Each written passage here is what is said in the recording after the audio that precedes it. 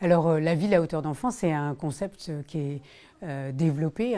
dans beaucoup de villes, qui est parti beaucoup d'Italie aussi. C'est l'idée, en fait, de remettre les besoins des enfants au cœur du projet politique, mais aussi de la fabrique de la ville. Parce qu'il y a un constat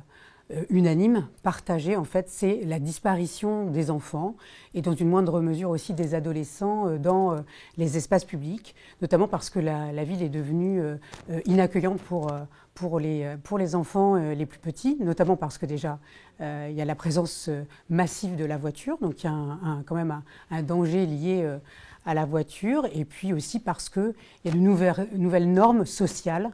parentales aussi, qui font que maintenant on ne laisse pas traîner ses enfants, entre guillemets, dans l'espace public. En tout cas, que la présence des enfants et des adolescents est tolérée au mieux, voilà, mais que ce n'est plus quelque chose de normal. Donc, la ville à hauteur d'enfant, c'est comment on se réapproprie la ville, comment les enfants, plutôt on accompagne les enfants et les adolescents à se réapproprier la ville.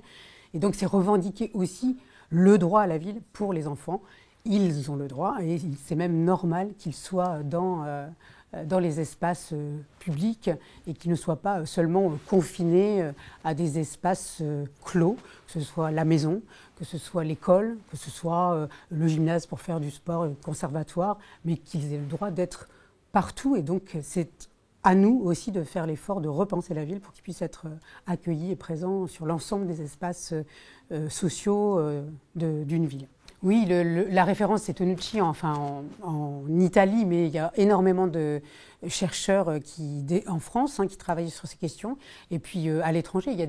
a des pays, au Québec, mais aux États-Unis aussi, mais aussi en Europe du Nord. Il y a beaucoup de travaux sur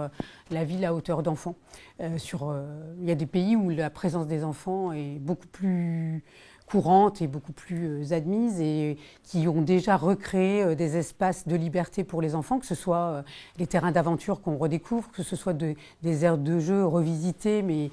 qui sont des aires de jeu en fait naturelles, où la végétation, la nature en fait permet de développer l'imaginaire et permet de grimper, de se dépenser, de jouer aussi ensemble. Et puis voilà, ça infuse, c'est quelque chose qui est en train d'infuser en France en ce moment, et c'est vraiment une bonne nouvelle.